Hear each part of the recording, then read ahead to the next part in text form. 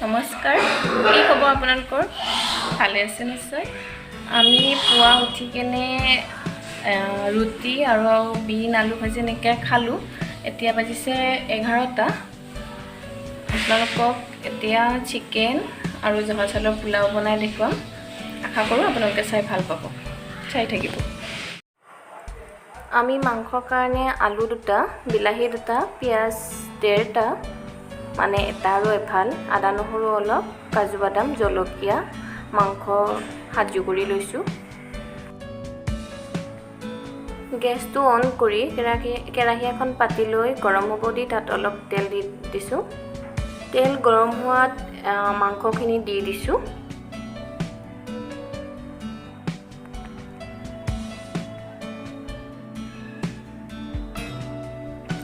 মাংসখিনি ভালদৰে লৰাই লৈ ঢাকোন লগাই দিছোঁ। এতিয়া আমি কাটি লোৱা পিঁয়াজ, জলকীয়া আৰু কাৰি পাত্তা দি দিছোঁ।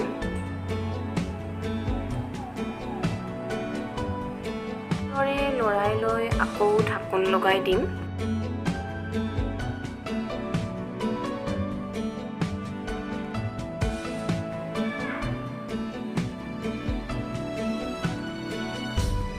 এতিয়া আমি কাজু বাদাম দি দিছোঁ। কাজু বাদাম দিয়াৰ পিছত আকৌ ভালদৰে লৰাই লৈ ঢাকোন লগাই ভালদৰে ভজা হোৱালৈকে থৈ দিম। এতিয়া আমি সোৱাদ অনুযায়ী নিমখ দি দিছোঁ।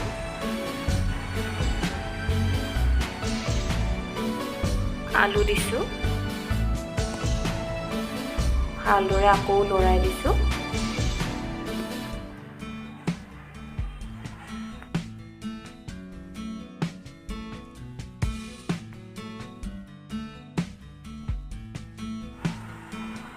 এতিয়া আমি আদা নহৰুখিনি পিচি লোৱা দি দিছোঁ।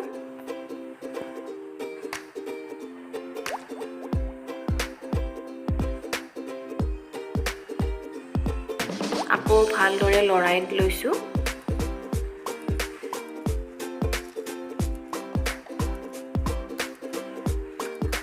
হালধি দি দিছোঁ।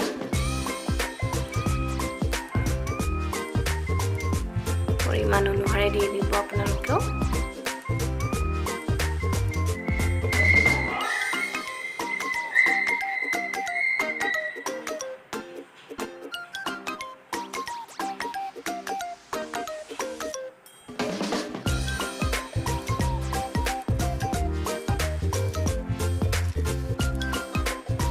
এতিয়া কাটি লোৱা বিলাহীখিনি দি দিছোঁ। ভালদৰে লৰাই ল'ব। ভালদৰে আমিও লৰাই লৈছোঁ।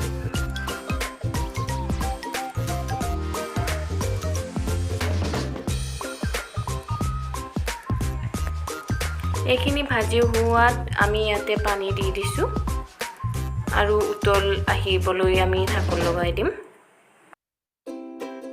ভালদৰে উতল অহাত ইয়াতে আমি জিৰা পাউডাৰ দি দিছোঁ।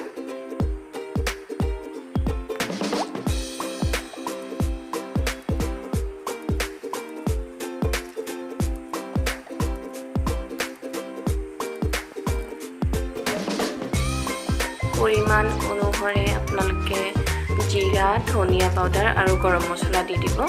আমিও এই 3বিধ মছলাই ব্যৱহাৰ কৰিছোঁ।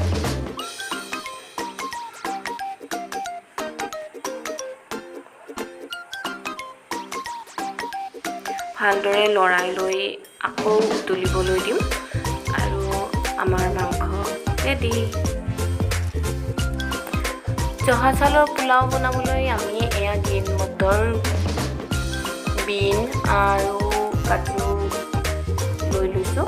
আমাৰ ওচৰত গাজৰ নাছিলে বাবে আমি গাজৰ নিদিলোঁ। কুকাৰত ৰিফাইন তেল অকণমান দি গৰম হ'ব দি আমি এতিয়া বিন আৰু গ্ৰীণ মটৰখিনি দি দিছোঁ। 4 মিনিটমান এনেদৰে ভাজিছোঁ। ভজা হোৱাৰ পিছত আমি কাজু বাদামখিনি দি দিম।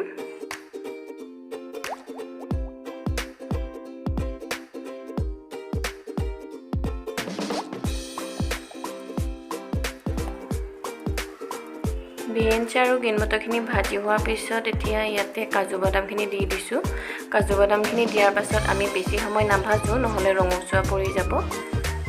2 মিনিটমান ভাজি লৈ ইয়াতে আমি জহা চাউলখিনি এড কৰিম। আমি জহা চাউলখিনি তিয়াই ৰখা নাই, ভালকৈ ধুই লৈছোঁ।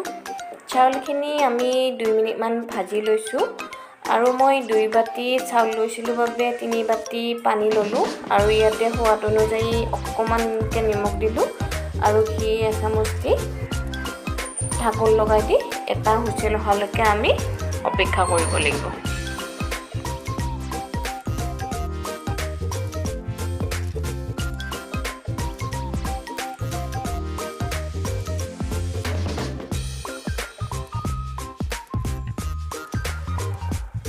এয়া আমাৰ এটা হুইচেল আহিলে আৰু আমি গেছ অফ কৰি দিলোঁ। এয়া আমাৰ জহা চাউলৰ পোলাও আৰু মাংসৰে দি খাবৰ কাৰণে, খাবলৈ কিন্তু ভাল হৈছিল দেই।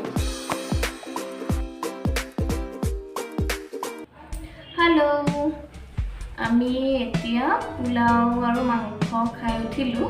মানুহজন ডিউটিত গ'ল, মই অকলে আছোঁ। এতিয়া ভাবিলোঁ সেইদিনাখন যে বালাজী মন্দিৰত গৈছিলোঁ, তাৰ পৰা কি আনিলোঁ আপোনালোকক দেখুৱাম। কিন্তু দেখুৱাম মানে ইমান বেছি একো অনা নাই দেই। এনেকুৱা পাৰ্চ 4টা ল'লোঁ।